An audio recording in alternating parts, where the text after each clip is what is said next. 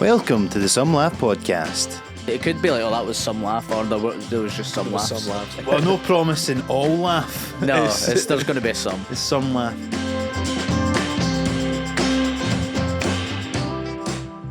Thanks for joining us, Scott Bennett. Joins us today. Marc. Cheers. And we were just discussing where we're filming this. I said you're a shed man yourself. I am a shed man. I think it's the eventual outcome for most men of a certain age. I don't know, how old are you? I'm 35 now. Yeah, you're a bit early. You're a bit early. You're a bit premature. For I've the not shed. even got a family to try and escape I from. know, that's the thing. You sort of, but I like it. You're doing the prep. Yeah. This is a down payment on your mindfulness, mate. Well, I think like a lot of people, and particularly during COVID, I think the options for a lot of people who had or were lucky enough to have a shed was either you build your own pub or you build a sort of podcast come streaming studio type of thing. And I know that you definitely had a lot of success doing the latter. Yes, well, the thing was that shed. So there's a big story behind that shed. Right. When I quit my job to be a comedian, my wife bought me a shed, Wow. and I didn't know anything about it. So I come home from work, having quit my job, and there was like a shed, and it said Scott's Writing Shed on it. And I was like, oh, that's her supporting my venture. And then I was in it like a week later, and I thought, I think she's kennelled me. Do you know that weird It's the thing of like, I doghouse. think she's literally put me in the doghouse. and at first I thought, what a lovely gesture. And then I thought, oh no, she's gone. Yeah. If you're doing that, I want you out. That sort of feels like this is a gift for both of us. It certainly is. And then like she had it all put in there, internet broadband, and I was like, oh God, like Yeah. I've moved out. I've moved out, and it's so far down the garden. Is that right? It's picking up next door's Wi-Fi. That's how far. That's what I said to someone, because everyone's like, oh, that must be real sanctuary. And I was like, yeah. And then I thought, like, hang on a minute. But do you know what? I really think you have to separate the house from comment. Totally. Because I get told off a lot if I'm doing some work in the house in the kitchen. I like to be near the fridge sometimes. Sure. And then she'll go, "What are you doing? Shouldn't really be in here." And I'm like, "Yeah, because it's a communal space, and then it's just bleeding into that environment, you know." Yeah. Well, the other problem is then when your procrastination bleeds into where you're meant to be working. That's Well, it's that thing of like working from home Yeah. is a really difficult thing. I think it's too distracting. Yeah. So having a shed feels right. I think everyone gets to that point. Yeah. It's weird. I don't know what happens to us as humans. Like my mate brews beer in his, so he's got like kegs of beer. Yeah. And he's got the same thing. Like he's got this shed. I know like 3 or 4 people. Another guy I know has got a pottery studio. Yeah. And they're all men in the 40s with kids. You know. Who all suddenly woke up and gone, I've got an urge to brew beer. You know, like, it's strange, isn't it? I guess because obviously, like since COVID, a lot of people will be working from home more than they were before and stuff like that. But they do say it's like you should have a place to go in the morning. Like you should go out somewhere. So like having the shed, even if it's, I've often thought of like getting a shed, like deciding I can only come into the office if I've had a shower and like looking as though I'm going to a place of work. Yeah. I'd rarely do that. But I Yeah. think psychologically it would help. I've read that a lot of people who work from home, they say you should get up, get showered, I know it sounds ridiculous, get dressed. No, that is. You can't really do a day's work in your dressing gown with your bollocks flapping. It feels... Listen, I've tried. It does, but it feels kind of...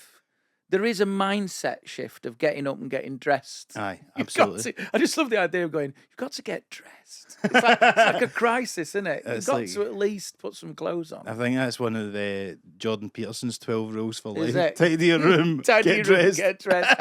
I remember doing a corporate on Zoom in lockdown. Yeah. I think we all did a bit. I don't know if you did the Ah, Zoom of course, stuff. of course. And it was for one of the top 5 law companies. They're called like, what are they called? It's not like the magic circle. It's something, some term for law firms anyway. I know that I done an accountancy thing and there's a big 4 That's accountancy it, that firm. sort of thing. Something And like that. one of them, like, they were in this place and it had like a gym, a pool, like coffee shops. It was like obviously prior to COVID, Yes. they had their employees, and it's clever that, isn't it? Because they're buying you, aren't they? Really? They want to keep them in there. Yeah. Because I was in one of these offices recently, and they give everybody a free lunch, but it's because they want to just keep everybody in the office, and there's a gym and all that kind of stuff. But Yeah. they don't want them leaving. That's the thing. So, but then I looked in the background, and during this Zoom gig, there was one person in the office, right?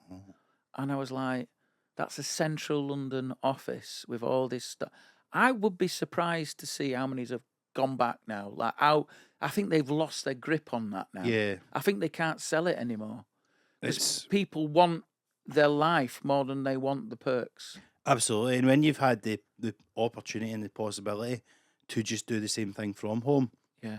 Because it's funny, I used to work in a call centre, and I used to always think, this is so pointless. I'm getting dressed, I'm going into the city centre to sit in a building where I don't speak to anyone else here because I'm on a phone. I'm like, I should be able to do this for home. But this is like 10 years ago. Yeah. And so then, but now, post-COVID, from what I understand, that is what people do. Yes. But having said that, I do find it a bit disconcerting. Absolutely. So say, for example, you've got to discuss your mortgage defaulting or something, and it's a really dark moment where you're sort of on the floods of tears. Your children, you might be homeless. You don't really want to hear someone with a dog barking in the background and just every now and then just going, Julie, answer the door. It's a delivery. You don't, and that's, I think, what's happening. Yeah. I've been put through to people, and I think you're at home. Absolutely. Or maybe they're also sort of moonlighting and they're doing some kind of webcam cam girl thing. Yeah, it's that sort of thing. You think like, what's happening with this call? Yeah. I don't know. I feel like it is so, but I do think people can't go back anymore. No. We've had a taste of it, haven't we? What is it? Pandora's box has been opened. Yeah. You know what I mean? Really? Well, I've seen, because I remember when in the middle of all that, people were like, I can get the kids from school, I can do the school run. Aye. And everyone's like, why am I sitting in traffic? It was like a moment of, oh yeah, I know. the whole world just realised. And then it's funny because you do hear like politicians and stuff now, or people in the news going like, we need to get people back in the office, and it's just they just don't like that people are happier. Yeah. I think, or they're like, oh, you can't get it, but then it's which actually sort of their argument is you can't get it done in your fucking house coat with your balls hanging out. Yeah. I can sort of see that. They go actually, well, we bounce ideas off each other. Yes. I actually wonder if it's just we want to keep tabs on you, really. We want to keep tabs on you and just But it must be quite lonely now, though. If you're Well, I think that is the thing. if you're a young person, I mean, I don't know, your call centre work, Yeah. probably the only good thing about it is you may have made mates, or you may have had It was good. You would have nights out and nights out, things like and that. there's a social thing. People have relationships, they meet people. Aye, And I think there must be so many isolated people now. totally. Well, basically everybody's a stand-up comic except for they don't have a gig at night. yeah. True, yeah. Just need to sit in their sheds or Sitting houses. there, yeah. But yeah, I love the vibes of a shed. Yeah. There's a calming influence. But anyway, so you ended up doing loads of live streams and stuff during COVID with the Yeah. shed, and that became like a big thing that popped off for you. But see, before that happened, actually tell me, because I know that you, as you said, you basically went full time not that long before the pandemic. Yeah. After kind of years, presumably, of just like batting it out on the circuit. Yeah. So that obviously was a big decision at the time.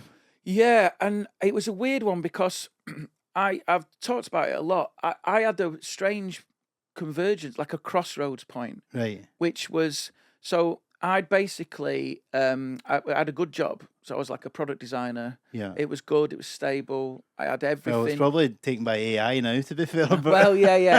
Although actually, you got it at the right time, Scott. Interesting. Yeah, occasionally I go into the office and say, you're all going to be taken over by robots. All the best. Right. This is a doomed industry. Actually, creativity and design is the one thing that will survive, I think, because robots and AI, it was we did a bit of a study on it. They can only refer to stuff that exists. Right. They can't sort of understand human traits and sort of like human processes and how people approach tasks. Yeah. They can learn it, but they're always a step behind. So the stuff tends to look horrible and it's not user friendly. So they've probably got about 3 years and then they're all done. Aye. But it was 2017. Yeah. I was gigging on the circuit. and I was doing my day job, absolutely knackered, juggling both, as you probably remember, and I was trying to keep the world separate. Yes. So I was trying not to, like my boss, it was a small team. He'd built this up. It was his dream. And I didn't want to, I tried to play it down because I didn't want to have that conversation where he looks at me and I've got bangs under my eyes. Yeah. And he goes, where were you last night? And I was in Glasgow or something. I've had 3 hours. Exactly. I don't want that in that world. And then what happened was I got offered Rob Brydon tour support. Brilliant. But it was like 25 dates. Aye. And it meant like leaving work at 4. And I just could see that it wasn't going to be possible. And I was plucking up courage to go, I need to do something. And then he offered me the role as a director in the same week. And he said, there's healthcare. How much money do you want? And there was and I sat there and all I could think of was, I'm not going to be able to do what I want to do. Yeah. And you're looking at this crossroads and it's that feeling of, like, I could have probably asked for a sabbatical, but I just felt like I couldn't. And I felt like it was a cold stop. And also, if I'd have taken that job as a director, there's a sort of silent understanding that the comedy's done. Yeah. You can't really be a director of a business and be leaving at 4. Yeah. And I remember being in meetings and being panicked and looking at my watch going, I need to be on the road now. And it's that anxiety of being 2 people. Totally. And I remember coming home and saying to Gemma, I don't know what to do. And she was like, she wasn't working at the time and she's a teacher. And so she went back to, that's where people say, how do you manage to do it? I said, you send your wife to work. You send your wife to work full time. And she did that. And I went in and I handed my notice in. Wow. And it was a real, and I remember I struggled with it for months, that decision. Oh, no wonder, man. Little baby. Oh, my God. And I go like, oh, my mum and dad, my mum thought I'd lost my mind. Yeah. She. You think they're going to be supportive, but you can tell. Yeah. She was like, right, well, if that's what you want to do. Like, and I could see her signaling my dad going, oh, God. Oh, my Because you God. sort of, you've won the lottery and you've thrown the ticket away is what you feel. That security. Totally. Well, I always felt lucky because I hated the call centre and it wasn't a job that I'd want to be in. So I was like, as soon as I could quit and needed to quit, I did. But isn't that amazing though as well, right? That you were obviously wrestling with that decision, and then when you're trying to pluck up the courage to quit and pursue comedy full time, the universe hands you this. Well, here's this security that you're looking for. Yes, and this makes it so much more difficult. It is. Having said that, though, I'm a risk-averse person, so I knew that was a limited safety net. So after that tour support had ended, I thought, well, this is it now. I've got to make this work, otherwise I'm knackered. And so what I decided to do was we just saved some money. And so that when the tour support ended, what it did do is that it just made me put my foot down and work. I work hard anyway, but it made me have to make it work. Yeah. And I think sometimes that's what's missing in any passion project. If you haven't got the threat of it for failing and people relying on you, I think it doesn't give you that drive. So you think having the kind of job as the backup, you can rest on your laurels a wee bit more? I think I reached a point, and this is the thing, I've always been risk averse, but I reached a point where I thought, I'm hitting a ceiling on what I'm doing here. I could quite easily go and keep closing small nights or do the weekend clubs and push out the same 20 and have a lovely extra income. But I know that this is going to plateau. Yeah. And then I thought, I'm just going to get worse in my day job, and then that's going to plateau. You can't do everything badly. Yeah. And then the part of you goes, I need to, if this is going to be this, if I don't commit to this, this is just going to be average. Wow. And yeah, I read in an interview you saying that it's the decision that's easy, it's the fallout that's hard. Totally. But that doesn't sound like an easy decision. No, it wasn't. And it sent me into this weird guilt spiral because I did think to myself, I thought, the job I was doing, a product designer, so just to put it in perspective, there was one company in the area I was living. Yeah. And I was working for them. So you had the only job on that where you're from? There's not, you can't go and get a job in it. Yeah. It's like, this is it. And it was years and years of studying to get that job. And then it's like comedy is product design. There's young people banging at the door. Like, it is the most, it's a cutthroat industry. It's competitive. Yeah. Everyone wants to do it because it's glamorous and there's like a lot of, it's cool. Do you know what I mean? The studios are all like roll necks and it's a bit like, do you know what I mean? It's like there's tunes on in the background. It's all a bit, it's a bit like comedy. Yeah. There's a lot of people like you've got personalities and stuff. And if you're out the loop for a bit, you're dead in the water. You ain't getting back. Yeah. You're gone. So it was like all or nothing, and then it was that thing of going, oh shit, I've done it now. Yeah. And it really, I still wrestle with it every now and then. Yeah. Like there's part of me that I've still got my markers in the bottom of my bag sometimes, like my pens. Is that right? Just in case? I couldn't do it. Like it's like I think you're all right now, Scott. Coming out of retirement. Yeah, like an old boxer. like Gemma turns around and goes, "You're gonna have to start training again." Like, look, I've got an arthritic knee. That sort of absolutely. It's that feeling, isn't it? You can't go back. But that was it. So that happens. Obviously, a bit of time goes by. You're getting a bit ahead of steam going, presumably, and then COVID hits. Yeah, which again. That was because there was a moment there where I in my head I thought, well, this is what could have happened, and you knew this could have happened. Yeah. And now you're in a mess. Yeah. Luckily, I did lots of writing for people. Yeah. So I was doing writing for telly and radio and other comics who are higher profile, and so I'd been building that as a little industry in the background. Yeah. Just writing for hire, as well as doing the gigs. As well as doing the gigs, and as soon as COVID hit, that kicked in because that's all people could do was make telly at social distancing, and so it saved me. And the relationships I'd built saved me. That's great, amazing. But then you'd also, as I say, done your stuff on your own in the shed. So what were you doing? Live streams? Are you doing stand up in a shed? Yeah, so it was like a topical thing. Yeah, and also as well, it's not easy to do because a lot of people tried something like that. Yeah, and it was that weird thing of going, if I don't do something, I'm going to go mad. Aye. And I put this thing out on my Facebook page, and people were like, yeah, well, what?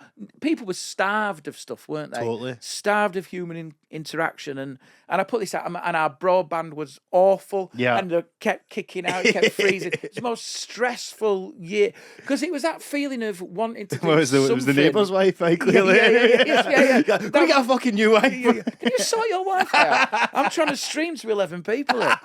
I've got people in Doncaster who need this. And it was that feeling of going, I need to do something. So it was more of a writing exercise. So I did a lot of topical stand-up. Yeah. And it really helped, actually, because like a lot of it kept that muscle going. So it was just like stuff about the news, and I'd do a little bit of that, and then I'd ring my parents and check in on them. That's nice. And then like have them like my mum and dad what they were up to and stuff. And it was kind of like that really. Yeah. And then you build a little community, like a little cult. Yeah. And they sort of stayed with us really. So we do a podcast now, and it's the same people. They listen to the pod. Yeah, and everyone did something, didn't they? And a lot of things were born out of that.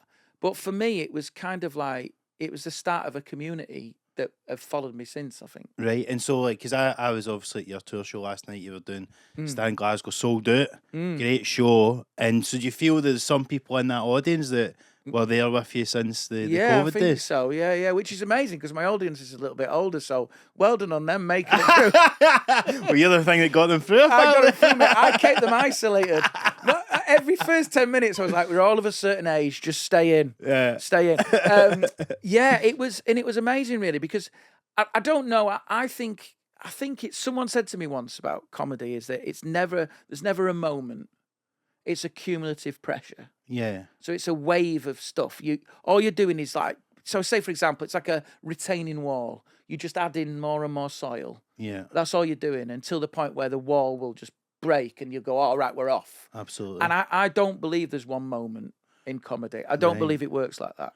That's interesting because, well, you've certainly had a few in recent years, Scott, and I would say you're probably the epitome of somebody that I would describe as you've not had anything handed to you. No. You've really worked for it. Yeah. And I like that though, because it means I can moan. Exactly. Yeah. You can do all this stuff and still moan about it. That's the have the cake and eat it. Yeah. But because you've done Apollo now, you've done Mock the Week recently. I don't know if you've done it before when it was on BBC, No. but you got it on recently, and then you obviously Royal Variety, all these type of things. But you are somebody who was known as like a really strong club comic. You would do the circuit, not based in London ever, as far as I know. No. And you just, so that's like, a tough route to get Yeah. to the things, but you've done it in off the back of presumably partly to do with like, you know, building up your own stuff yourself. So you've kind of done it all yourself, and then they've kind of came to you. Is that fair to say? Yeah, and I think someone again. I think if you get it too early, I think it can be worse. Yes. I think if the nightmare for me would be, yeah, it's been exhausting, and to be honest, I wish it had have happened 10 years earlier. Yeah. Because my energy, I've noticed now I'm on tour. It's hard. I'm knackered. Yeah. You know, I realise I've my eczema responds when I'm stressed. Is that so right? I've scratched myself this morning. Got a little bit of a scar. Oh, no. How ironic that is. Come to Scotland. I get a scar myself. Wasn't it to do with us? Yeah. And so I think what happens is that it's that. Yeah, the energy is harder to find. However, my nightmare, I think, as a comic would be, say, for example, you've been going a year. Yes. Yeah, and you know what you're like after a year. You don't really know who you are. You're chucking stuff out. You've not found your voice. And then someone sticks you on a telly, and then you're off the circuit. You're doing all this telly. And they go, right, we've booked your tour. You're doing 3,000-seat rooms. You start in 6 months. That is an anxiety dream. Absolutely. Because then you go, oh, right, so this is the point I become exposed. Yeah. And that could be so traumatic, you might never recover. That's true, but I suppose the argument against that in a way would be like, there is people that obviously do get those opportunities really early on, and then they manage, I guess, to learn on the job and find who they are on the job. Often these jobs are, rather than slugging it out in the circuit gigs, they're finding it out on Dave's whatever, on telly shows, and then they eventually get it, and then they do become great comics or well-known people and stuff, and it's like, whereas there's people that slugging away in the circuit that maybe never just get those opportunities. Yeah, well, that's the other thing is that you feel, I feel like it's come at the right time. I'd rather it come now when I have the stuff. Absolutely. And I've got the experience to deal with it, and I know I can write, and I know I can keep it going. I feel like it's, it is. There's a lot of people at the moment. This is what's interesting, I think, is that telly's not having the same effect it used to. Yeah. And social media has broken down the barriers. So what you're getting now is circuit comics who've been going 10, 15 years who are using social media to connect straight to an audience without having a gatekeeper or having someone going, yes, we will put you on telly. And then what that does is those people have then got 15 years of experience in the clubs, so they can do it. They can entertain people. They've got the skills to write. They've got the material. And now they've got an audience. And it kind of like, I think that's happening more and more and more. Absolutely. You know. That's mainly who you see really smashing it these days. Yeah, and I think I don't think that's happened in any other industry. I don't think it's happening in music, because I think it's a completely different angle. I think it's specific to comedy, and I think it's fascinating. I really do. It is fascinating. But I think it's like, because obviously, you know, people getting big on social media is any avenue, that is what's happening. But maybe comedy is unique in that sense that there is these people that were just sort of slugging away for 50. Because I often think about, like, see, doing the circuit, like, see if you hadn't ever, you know, filmed a special or been on TV or put it out online, you're basically a pub band who you might be, but the difference being you're writing your own songs. But if people have not seen you in the places you've played live, they've got no way of finding out who you are. Yeah. So putting stuff out is the way to actually get the following. It's a trailer, isn't it? It's a taster. I mean, I've had, it was so funny when I'd done Mock the Week, which is kind of the biggest thing I've done in the recent years. People were going, "It's great to see a new comedian." I'm 46. I'm tired. I've been going 15 years. There's nothing new. But it's weird because you go like, oh yeah, well it is kind of a new thing for people. Totally. Well, there must have surely been a time, or was there a time, maybe you had more faith than this, but was there a time when you thought, I'm kind of going to need to blaze my own trail. I'm never going to be alive at the Apollo guy or a Mock the Week guy or Royal Variety guy? All the time. Yeah. This is what's interesting, and I think me and Gemma had this conversation, and it was probably for about 4 years we had this. We haven't had it recently because things are going well. Yes. It's not like the marriage is in trouble. But there's a point where, and I think it was just before I did the Apollo, it's like that. So I'd quit my job. Yes. We're looking at 18 I did Apollo in end of 21. Yeah. So for those few years, we had COVID, and then nothing was seeming to. I was working harder and harder and harder, but nothing was catching. I was plateauing. I was doing the circuit, and I was taking every gig, and I kept having this conversation when we were like, maybe this is it. Maybe it's never gonna. There's so many amazing comics that don't get discovered. Yeah. There's so many amazing musicians that don't. And I'm like, oh my, maybe this is it. So every couple of months, I'd be like, I'll do another year, and then I was ready to wind down. Right. Yeah, genuinely, I was like speaking to my boss, can I get back in? Really? Yeah, and because you go, the problem is this is an anxiety I've got, and it's still here. Is less so now, but worried about running out of road. Oh man, absolutely. Because I think when you're in your 30s, I don't think you see it as much. But as soon as you start creeping into 40, you start to look at the ghost of Christmas future, and you see comics who you really admire on the circuit, like mid-50s, driving, going, and I'm going, oh God, I can't. Yeah. There's an anxiety of like, Absolutely. can I keep doing this? I mean, I even feel it now because I know it's interesting you say that about your 30s versus your 40s. I know you started when you're 30. Yeah, 32. I started in my 20s and I'm now 35. And so I've even got a bit of that of looking. You always look that thing. Yeah, because someone once said to me, and I've never forgotten this: comedy's like a bank robbery.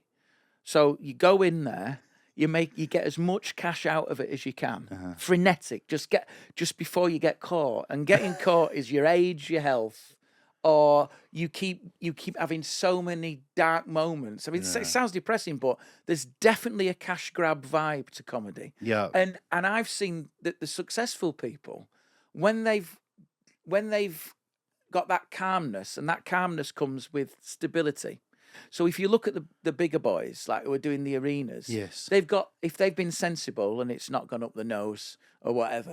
There's a few of those. Yeah, there's a few of those. There's a calmness because they go, I don't need this now. I do this because I want to do this. Yeah. This is on my terms.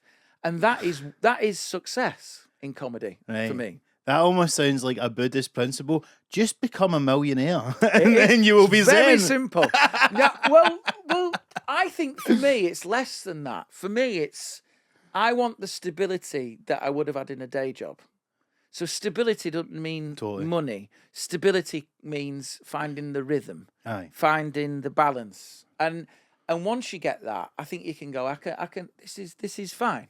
Yeah. But there is that that is what drives me, but also what panics me. Totally, man. And that hasn't gone. It's diminished, but it's not gone. And that was the feeling. And I see people in that now who sort of maybe have quit their day jobs and they're looking at this and they're going, and then your relationships, like Gemma has been, like, I always have this daydream that if I ever won an award, like a big award, the only person I should thank is my missus, really. Yeah. If you're being honest. It'd be amazing to leave her out at this point. Imagine if you played this back and I get a BAFTA and I'm in like a tux and I go, oh, and I've changed and I go, it's just my agent and my management have been incredible. And then I sit down. Self-made man. No one helped me. I've done all this myself. And then I sit down on the table and the camera comes to me and I go, oh, shit. And my wife. Too late now. She's gone. Kids are gone. It's that weird thing of, you sort of realise that the support network around you is kind of what matters. So you were having these thoughts, maybe going back to the job, and then the Apollo call comes. Is that what happened? Yeah, so after lockdown, I think there was a little bit of traction off the back of what I was doing. So is that enough to maybe sell some tour dates and stuff? Yeah, well, I think what it was is that I stayed relevant, or stayed in the mix because I was being creative. I didn't disappear. Yes. And I stayed fresh, and so Apollo came in 21, and then they put this tour on. But how was the Apollo, by the way? Did you enjoy it? Do you know what? If I've been totally honest, I've got a theory about telly.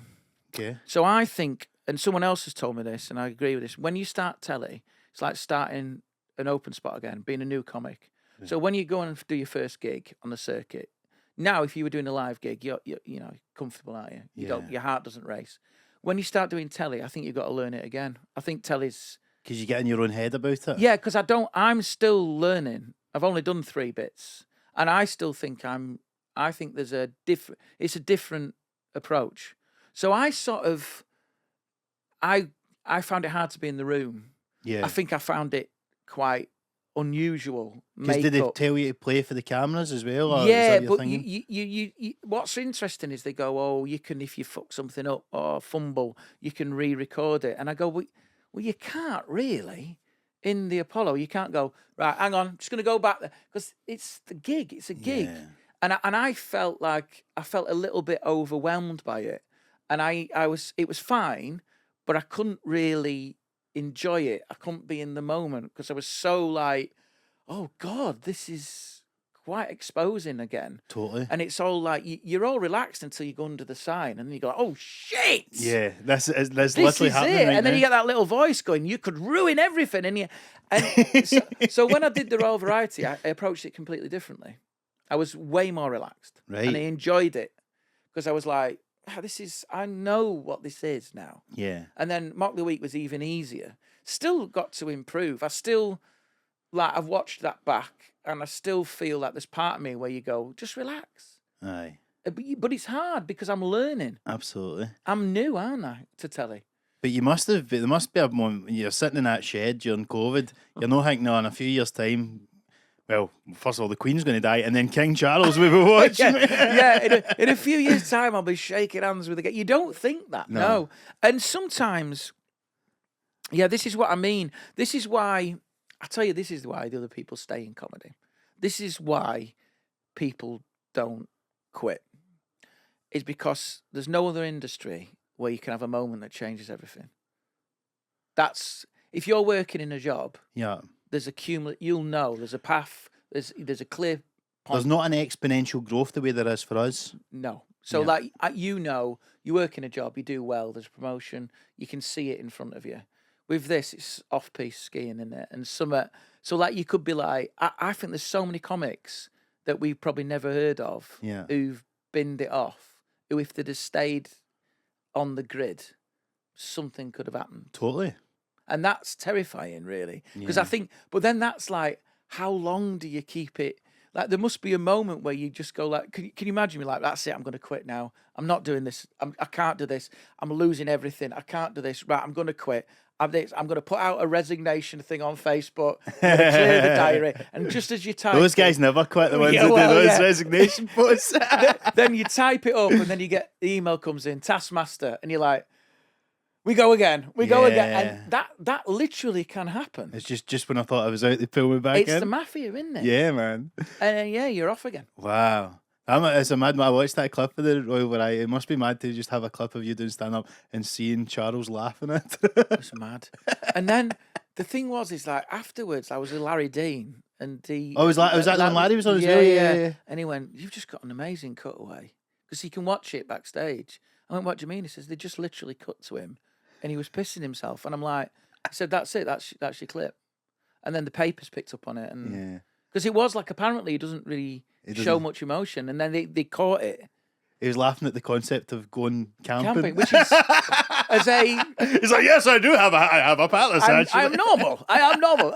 And you go like, what a weird thing to really go at. Yeah. And I think, it was all very surreal. And I mean, that's a weird day there. You know? I loved it, but I talk about it in my tour where you're sort of like, I was waiting to go on. And then Elton John just came past in the corridor. And you were like, is that Elton John? Like, yeah. And then you're queuing for a potato. And then you're between Lorraine Kelly and someone else. And you're like, this is a dream. and the Andrew Lloyd Webber, I was in the same dressing room. Really? So he was like having a Satsuma.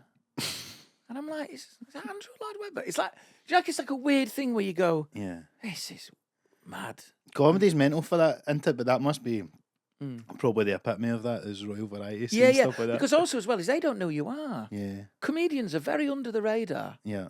You know, like Elton. We know I Elton. know Elton. Of course, know you know Andrew Elton. Lloyd. Andrew Lloyd. You know, Marty Pello. He was having some. Marty, he's was there having, in here, by the way. Yeah, well, he's having Pringles. He was eating Pringles. And I'm like, this can't. And then I'm there, like they don't know who I am. I'm just stood there. I didn't know Marty was on there. Marty was on. He was doing some choir thing. Yeah. But it was. But that whole day's mad. Yeah. Like you sort of like you just sort of hang about, and then you're sort of on, and then they just throw you out, and then. You do the when do you do the queue thing? You meet him. Oh, at the end. Right. So you go and you sort of rehearse that, and then what's really weird is I was in this queue, and you can sort of see him come in. Thing, but I was next to someone. I think it was some trapeze artist. She had this massive headdress on, and every time she turned, it sort of caught me in the eye. So I was like, I was looking at him through leaves, really. And there's that weird feeling, you know, when he's walking down the queue, where you go like, "This is the king." Yeah. And part of you's going like, "Kiss him on the head." Do you know what I mean? You get that sort of destructive voice going. If I kissed him, Yeah. straight on the forehead, that'd be international news. That's it. The guns would be out. I'd be bundled into a van. What have you done? You kissed the king on his head. Tell you what, that clip's going a lot more viral than your stand-up, though, isn't it? Yeah. Well, this is the thing. Part of you in the head's like, it might be worth it. Just, do you know what I mean? Like, what happened? I don't know. I just saw his head and, you know, and but you sort of restrain yourself. It's a strange day, and I enjoyed it, but it was like so many surreal moments, you know, and you go like, wow, like I still get it. And when I did Mock the Week, you're like, you're on telly, and I have to keep having a little internal monologue where I'm going like, stop watching the show. Yeah. You're on the show. It's sort of like enjoying it. never surprises me. Dara's very droll, isn't it? Yeah, it's very good. This isn't it? Very good. But yeah, it's mad, isn't it? How did you find Mock the Week? Because the reputation historically back in the day was that it was very cutthroat, but is it a bit different these days? No, it is different. It's I think they've done a brilliant job of it. Yeah. It feels very fun. I didn't do it back in the day, so I've got nothing to compare. But it feels very fun, and it feels. I think it's a great format for comics. I think there's a lot of shows that aren't. Yeah. But essentially, you're writing jokes for certain bits. You're doing a bit of stand-up if they ask you to do it. You're sort of bantering with other comedians. I think it's a really good platform. Yeah. I think you have to be on your mettle. I felt like as soon as I got there, I was like, right, so we're on with the top tier. Yeah. Everyone on there is Brilliant. selling, you know, millions of tickets. And I was like, right, I'm going to have to find something. So I think it's a show where you can't coast, where you have to be prepared, and you have to be like the scenes we'd like to see is an absolute, like, it's bang, bang, bang, bang, bang. I've never seen so much. You know, I spoke to Marc Simmons before I did it because I think he's perfect. Marc's a brilliant, and he's a perfect. It's a perfect show for him, isn't it? I think Reece James is similar in that way of like he's just got those short jokes like they're like closest to like Frankie or something. And they're like having those short perfect bits for it. It is, and it's a real that I watched, and I sort of said to him, I said, "What is it like?" He said, "Just be ready." And so it's that trying to like the bits I found difficult, and this is what if I ever get it again is we chat. So you chat about the news, and that is quite free form. And I'd got jokes in that I'd drafted down, thinking, well, this will be, and I had some great gags about the news. But you know what happens is, I don't know if you do topical stuff.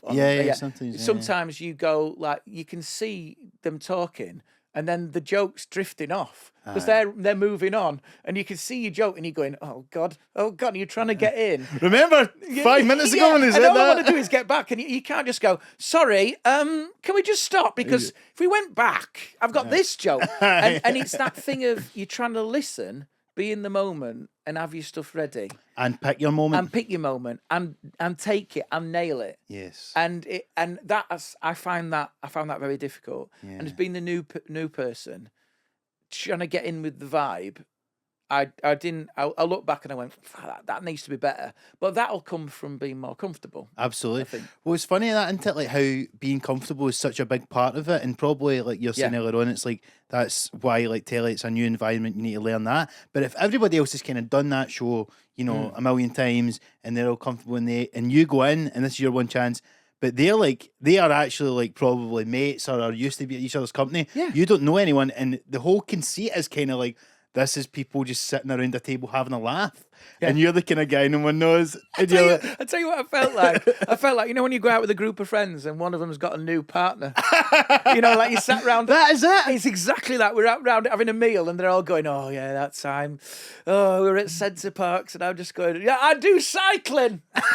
And they're like, who's this guy on the end? Why is he here? He's weird. Or like you turn up for a party. You must have had this. You turn up at a party. It's like a New Year's Eve. Yeah. And everyone's in the room and you're like, well, this is the crew now. We're established. And you're vibing. And then someone else arrives like an hour later. And I feel like going, you're going to have to go. Yeah. You can't connect now. It's too late. We've got an energy. You're ruining this. Get out. Yeah. Well, now you can see why TV commissioners don't pick different comics. They just go, let's just stick to the group we've got. Well, the thing is, it's interesting because like Hugh and Ed, Yeah. they've got years of chemistry, Absolutely. and like they're almost brothers. Yeah. So I'm it's like trying to get in, and like it was, yeah. That's the hard bit, Aye. and it takes a time to get that vibe, Absolutely. and what you actually need there is chemistry. Is what you need. 100%. But I'm sure like they all know that as well. Mm. And like, I guess you need to balance that versus obviously bringing new people through. And so I think holding your own and doing best you can, and then it just gets a bit easier, you know, if you get other opportunities to do again. But aye, what a buzz, man. It was great. And do you know what? What's been wonderful is I think I'd sort of given up on it, telly. Aye. I'd given up. I've just sort of, I used to stress about it and I used to be like, oh, why is no one watching? Every comics, really, if you actually think about it, go, why is no one looking at me? Absolutely. That's all. We all think. That's The all these narcissism arguments come down to. It's appalling, isn't it? Mhm. Why haven't, you're looking going, why have they got that? Yeah. You know, you're grinding your teeth all night with the resentment. How have they got two Apollos? No, that's it. And what you actually do is, once you let go of that, like about 6-7 months ago, I just thought, do you know what? I've got an audience now I talk to. It doesn't really matter. Yeah. I've got social media. It doesn't really matter. I know. And as soon as you let go of it, then they were like, do you want to do Mock the Week? And I was like, okay. So I don't know if there's something in, it's probably just a coincidence, but I think there's something in that. I think it's in not a dissimilar way to like you getting that job offer when you're working up the courage to become Well- full-time stand-up. I think it is that thing. As soon as you let go of like, you know, worrying about these things is when they kind of come your way. yeah. And someone said to me, what's great is you don't need it. Yeah. And I went, yeah. It's just nice. Yeah. It's really flattering. You'll and take it. I'll absolutely take it. And it's great because it's more experience, a little bit more exposure. It's a challenge and I like it. Yeah. But yeah, it's sort of like, I'd sort of resign myself to the fact that, you know, I'm a bit older and maybe the commissioners aren't looking for stuff like that. But yeah. I think there's also been a seed change in people want laughs. Like they want to just, Yeah. not that they weren't getting that, but I think there's a simplicity that's coming through comedy at the moment where people are like, we've had quite a shit time Yeah. for a while and we just want sort of a guaranteed laugh. Absolutely. You said something on stage last night that really struck me. I think it was something along the line you said, I cherish our normality. Is that about right? In In relationships. relationships, Yes, but I also feel like that's maybe partly what you're getting at with comedy as well. there. Totally. Yeah, and I do like that. I like, yeah, I think the normality and the simplicity of stuff is great. And I think, yeah, I think it's hard to make this job work round your life. But I think if you get a rhythm and you get that sort of calmness, I think you've won really. And that's what it feels like. I feel more comfortable in myself than I've ever felt. Brilliant. And that's taken 15 years. Yeah. And it's weird because I would have, if you'd have asked me at uni when I was doing my degree, I'd be like, I'm not doing this as a job. It's mad. Why would I do something like that? Because it feels unsafe. And now I've gone, I've actually made it work, Aye. And then what someone said to me once, which stuck with me, was like, I used to get anxious about it. It was like, I don't know if I can make this work, and I don't know if I can do this. And they said, you're doing it. You are doing it. That's so true, isn't it? Because you always feel like I'm not doing it properly until X, Y, or Z. And then the other thing I realised as well is, someone said this to me, and this is terrifying. All that happens with comedy is the same anxieties are there all the way through. They just get magnified. Yeah. So the anxiety I've got about selling 1,000 tickets in Manchester is the same anxiety probably Kevin Bridges gets about selling the arena. Yeah, or maybe just performing in it, I guess. And doing a good job. Yeah, the anxiety never goes. It just gets amplified. And you go, oh, God. But then I have also had that moment where I've been looking and I think, if you don't want this, you just stop, because this will never go away. This is always going to be there if you're successful. Yeah. How do you find it balancing all this stuff now between, because you do obviously put a lot of clips, I see, and then you've got, your touring, presumably, just keeping your hand in the circuit, some telly stuff, writing stuff, and then of course family life as well. Yeah. Must be hard to juggle. It is. And if I'm being honest, I think I have been absent more than I would have liked at home and with the kids, and I'm trying to. My whole thing now is trying to get that balance back. Yeah. So, what I find is good is, as you get more successful, you can kind of buy your time back, so you can be a bit more selective. Say no to some stuff. Yeah, and sort of go, what's more valuable? Is it more valuable to keep thinking, you want to do 6 gigs a week to be sharp, or can you do 4? And have a couple of days at home, where you're back to being because at home, what's really wonderful is like there's no status. I'm lower than the dog, and we ain't got a dog. I'm You've got a kennel though. I've got a kennel, yeah. Is that I've got like that thing of like, I'll come off at the doing the lyric or Lowry or something. I've just done 1,000 people, and Joe was like, okay, great, yeah. Can you do the bin? And like, and that's what you want. You want that cut off. Keep you grounded. Yeah, and like the kids don't care, and that's exactly how it should be. But I think this is the thing of getting this balance back. I think at the moment I'm in a patch where I have to keep running. Yeah. Because it's happening. But I do see a time where I can sort of slow down a little bit. But the problem is with being a comedian is if you feel like there's a correlation between slowing down and then not being as good. Yes. And it's that. And when are you really going to get the time to slow down? Well, this is the other thing. Because some people have said it's impossible. And that's why you look at Lee Evans, who quit. Yeah. You go, is that because that was the only answer? Yeah. Because I think me doing he was even going fast just on stage. Yeah, well, yeah. I think it was the impending decision that was making him sweat. Why is this guy sweating so much? 6 months, come on. Because I think there's sort of an honour in that as well, of going, right, because he said... And he never put up a Facebook post either. Well, no, he didn't. He said, I want to be present. Yeah. And that felt powerful to me. Absolutely. I was like, oh, God, wow.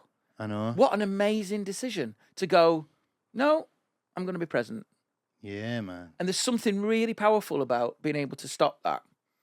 100%. And it's not about him doing it for the money. It's about him recognising that there's a phase in his life where he's now done what he needs. And I don't know if that'll be me. I don't know. I think I love comedy and I'm really enjoying it. And it's fantastic. And it's that thing of, is it everything? Yeah. And I don't know at the moment, actually, because it is a worrying thing of getting that balance back, because you just don't want to be doing it if you're not sharp. Like, I'm a perfectionist, and I know that it's like having a day job, ambling along. Yeah. I want to be... You want to be on top of your sharp. game. Yeah, and to be on top of your game, it's like a boxer. You've got to be trained. Totally. And how often do you feel present at the moment? What, as in at home? Or just in your life? In my life, it's difficult. On stage? Yes, I do. I enjoy it on stage, and I enjoy that moment, and I enjoy I'm enjoying the success. Yes. But Gemma and I do a podcast together. Yeah. Because what's it called? At Home with the Bennetts? Brew with the Bennetts. Brew with the Bennetts. Sorry. Obviously a big fan. Why did I don't even know why I just. Mind you though, if you hadn't have had this on your cup, I wouldn't have known what I was on. It's got some laugh written on the mug just to remind me of what I've signed up It's for. to remind the listeners that it's meant to be comedy. Yeah, it's got his merch everywhere and a t-shirt. You're not pissing about, are you? We've got to make money. yeah. But we did this thing. We've got a lockup full of them. We've got to get rid of. No, fucking genuinely. Back in my car, like, really? we bought far too many for one of the Oh, live I shows. love In that. it. Everyone does that. It's a bit Partridge, isn't it? We make promises that weren't kept. Some of them are water damaged. Can't use them. Some superficial damage to the box. Yeah.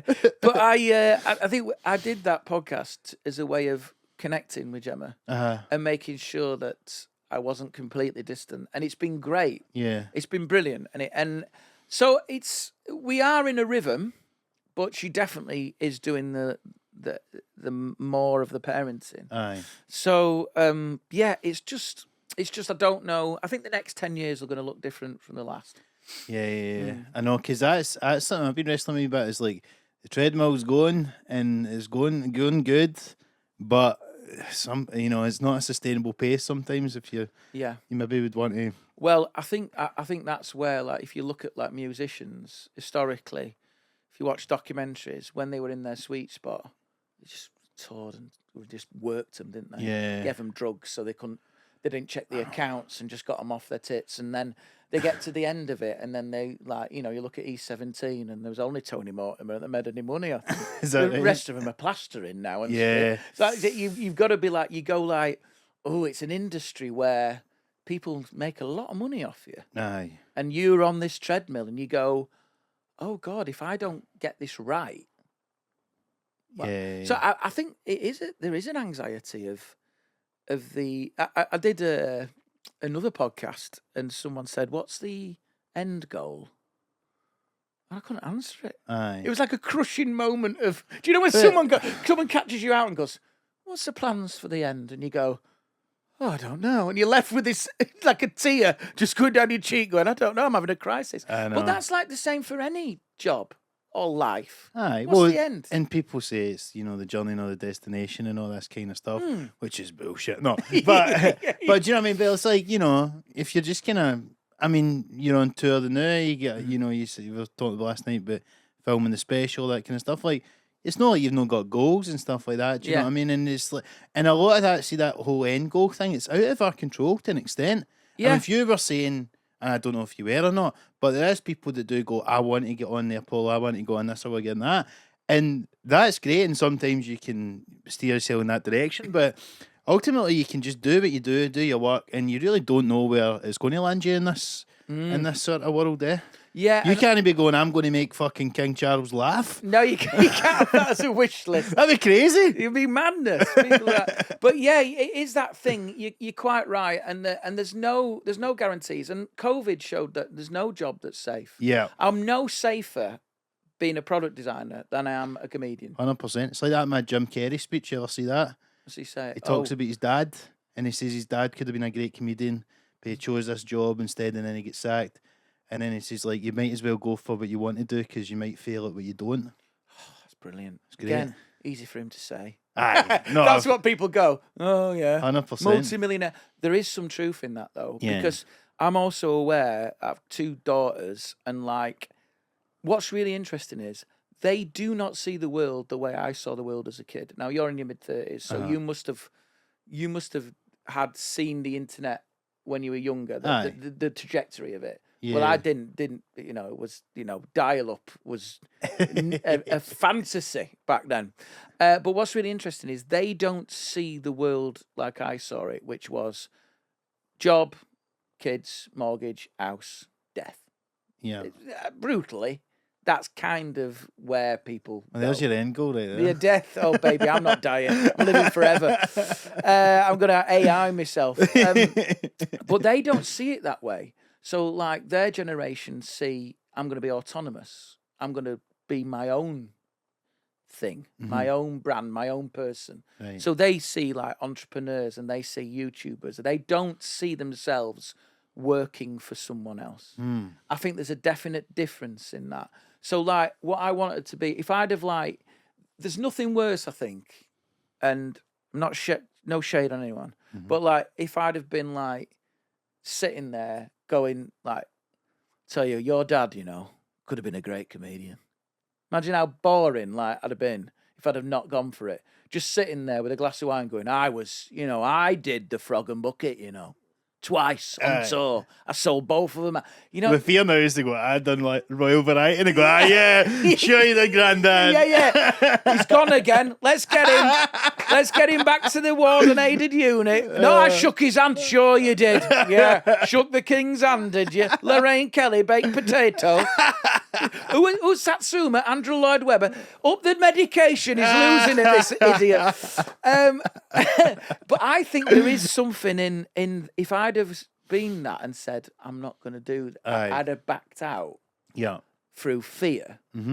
It kind of sends a message of don't back yourself. Yeah. Do you see what I mean? So you're almost living as an example to your kids. I'm like Jesus.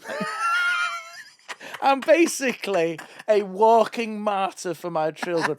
Your father has suffered and gone through a mental health crisis to show you. I'm showing you through my pain to follow a dream, darling. But I think there is that thing of I didn't want to then be the coulda, shoulda. Well, no one wants to be that. There's a great song by Reverend and the Makers. I don't know. Called Heavyweight Champion of the World. Have you heard this? No, I've not. So that they were quite big in Sheffield around the time of the Arctic Monkeys. And it's could have been a contender, could have been a someone caught up in a rat race, feeling like a no one. Yeah.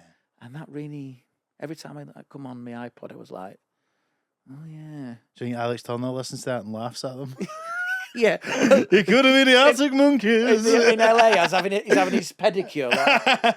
He's on the moon. Yeah, but there must be. I don't know what they're on at the moment, but it's interesting because I think like there is something really true about that. Yeah. In that there is probably loads of people sitting going, I could have done that, totally. and I've had people come up to me and say, and still happens, I'm a photographer and I love to do it full time and I just can't.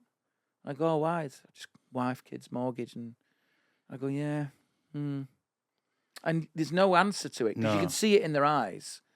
They've put it on ice, and I think there's a bit of sad. That's a bit sad in a way because you go, well, you get one hit at this, but then there is an honour in that because they probably go quite rightly, well, money. I need the money. She'll leave me. Can't afford the money. And you go, yeah, that is Absolutely. That's what you're putting on the roulette wheel. Yeah, I know. And but you've worked hard to fucking make it work, Scott, and that's the thing. I think if I hadn't have done, I would have. I think I had no choice. Yeah, and that fear of failure is a fantastic motivator. Absolutely. That's no man. What an amazing story you've had, man. It's fucking. You've done so well. Parkinson, isn't? I know. Can I say as well, like, because we've not really touched on that, but like, see, just for watching your show last night, I was like, there's a lot of great bits, and I was really impressed with like, so because obviously as we were discussing earlier on, it's like you do a lot of kind of like relatable stuff, like the camping and all that. You had a bit about paper straws and just straws generally, which I've seen a lot of people do it, but you get so many angles. Of that straw thing. Yeah. I was like, fucking, like, I was like, another bit, and it was all great. It was really good. I really enjoyed it. Well, I like to sort of hit it from various angles to ring it out. Yeah. And try and find an original angle. Yes. But yeah, I think. Would you say that's harder when you're doing like topics that a lot of people cover? Yeah. Aye. And I think, I mean, yourself, when you hit on something that's unique, you're like, whoa, you really grab that. Yeah. Like the zips on the tent. When I got that, I was like, whoa. I've never seen anyone do that thing about the zips like you've done, you know what I mean? But you have that little flutter where you go, oh God, this could be something completely. And it's really hard. I think comedy's really hard now if you're doing observational comedy because no one's aware of everyone else's sets. You can't keep a track on it. And something could just be a meme now. This is the problem. And there's people doing these sketch things. I think there's a saturation of comedy takes now, which there never used to be. No. It's impossible. I think that I've found this before, is that if you sort of try to avoid anything that people have talked about, you'd have nothing. No, well, that's it. There's nothing new under the sun, is there? And I suppose the only way you can make it is make it personal. Yes. And make it from a personal perspective. That's the only way you can own a bit. And no one can argue with that. Exactly, yeah, because it's your life. Isn't Absolutely. I know. Well, actually, there's a good quote. I think it might even be on that wall there. But it's George Carlin who's talking about that. He's like, just talk about like things from your perspective, and no one can argue with that. What do you think? Aye. What do you think about it? Exactly. Someone once gave me this tip, and it's brilliant. Put yourself in the bit. Yeah. And it's changed how I write. So I used to what's your anxiety, what's your view, and then someone said I used to have this bit years ago about being, when I took my daughter to playgroup, I realised I was the only man, and it's a great feeling. It's like being in a nightclub and being the only game in town, right? And I used to love it. I used to nothing happened, but it felt nice to be the daddy. And then there was a rumour of another dad joining. And I thought, I'm going to have to face him off in the car park. I'm going to have to stand this guy down and say, get your own group, mate. This is my group. Stop treading on my vibe, mate. And I remember I tried it once, and I said, I faced him off in the car park, right? And it sort of got a muted laugh, and I came away, I thought, they don't believe me. They don't believe me. And it was a real wake-up call for my writing, because I thought, because I don't believe me either. So if you then transpose that and go, there was a rumour of another dad joining, I was ready to face him off in the car park. One sidestep into imagination, applause. And you go, because now we're away at the races, and it's a bonanza. That's amazing. It's a great tip, isn't it? That's a brilliant tip. It's the best tip I've ever. Yeah. And it was accidental. And when you just go, oh yeah, of course. Absolutely. So now everything I do is rooted. Doesn't have to be true, but if you're not being true, authenticity is the big thing. It's all authenticity. And I've had stuff before where I've tried to do stuff that's a little bit darker or a little bit sort of obtuse or a bit weird. And the audience have gone, no. They're not buying it for you. Nothing wrong with the bit. Yeah. Just not from me. Really? Do you find that limiting in any way? Do you feel like you could break out of that, or are you all right with it? I think there's an interesting thing there, because if you go and I've seen stand-ups, like big arena comics, who've done two halves of a show, and I've noticed that the first half is way more accessible, way more general, and I'll sort of sit there and go, that seemed very, not low-hanging fruit, but very like, oh, yeah. And then I go, oh, yeah, because we're educating here, aren't we? We're bringing people along. Second half, way more edge. And is that right? And I think there's a thing of going, come with me. Oh. And I watched that and thought, it's another good. So that's you good there. See, I think you can do anything as long as they feel comfortable. Yes. And it's all about comfort. But I think I've had it before where they've gone, no. Right. Anything dark, I can't get away with, really. But I can get away with stuff that's a bit more. You had a couple of wee cheeky references to your Andrew and your this and your that. Yeah. You know? And you can get away with a little bit of it. Like, I think you can get away with some of the stuff. Aye. But you've just got to, it's got to come through the prism of who you are. Aye. Authenticity. That's so like true. You said, yeah. Well, that is an honestly amazing tip, and I'm going to keep that in mind. Pleasure. Is that right? Some stuff, Scott. But listen, man. Well, thank you very much. I'm not keeping any longer because you got to get your Edinburgh stand show now. I know. Yeah, it's another final one. I'm just not. It's been interesting because I did Aberdeen, Glasgow, Edinburgh, and it's just like I've never had this sort of run of shows. But yeah, it feels like I've been on the road for years. Like, all it's been is like a tsunami of key cards and you know that sort of thing. Check out 11, 12, right, go. Just sort of like hotel rooms of just one bad pillow to the next. Yeah, it's not as glamorous a life as people think, No, is it's it? very lonely, isn't it? This is the most I've spoken to anyone. Well, thank you for Thank you. for joining us, Scott. And before you go, obviously, just do you want to just give a plug to anything that you? Yeah. would So like to plug? scottbennettcomedy.co.uk is my website. I'm doing 2 tours. So I've got Stuff Show, which is one you saw last night, Yes. stand up, and then I've got a storytelling show Right. called Blood Sugar Baby, Yeah. which is about my elder daughter who had this weird condition when she was a baby. She's absolutely fine now. Yeah. I must emphasise it is funny Great. because people come along. It's just a different energy. So it's a narrative show. But there's an amazing, because it was so rare, we had to fly to Europe to get her cured. It was a mad private God. jets. We met Wayne Rooney. We met all these Wow. famous people. It's an incredible story. Yeah. And so we're touring that again. And I'm alternating Stuff and that one on, one Right. off, like a shift pattern. Well, when you do the arena, first half can be stuff, second half can be that. It maybe can be, yeah. You know what? It's a lot of work in one night, but that's been great because again, that wrong-footed a few people, I think, Because they weren't expecting it from you. So they've seen me do stand-up. There's still loads of jokes in it, but it's jokes about on a theme of Yes. and what it means to be a parent in hospital with a kid, and so there's Yeah. jokes about living in a hospital. Totally. But that was great, and so I'm doing that all the way until 27. A Wow. long time. I've got a podcast called With the Bennetts, and then just give us a follow on the socials, and I keep everyone updated whenever I can. Absolutely, and always putting out clips and all that stuff. Yeah. And brilliant. We'll you. check Scott out there, of course. And thanks you. for joining us as ever, mate. It's been a joy to be in the shed. It's been lovely. Well, from one shed to another. Yeah, thank you. Aye. And just before, obviously, just please remember to like and subscribe on YouTube. Give us a 5-star review on Apple Podcasts and Spotify. And you can follow us at SomeLaughPod on Instagram, TikTok, and Twitter. And send any questions you've got to our email address, which is somelaughpod@gmail.com. Thanks a lot for tuning in, guys, and I'll speak to you very soon.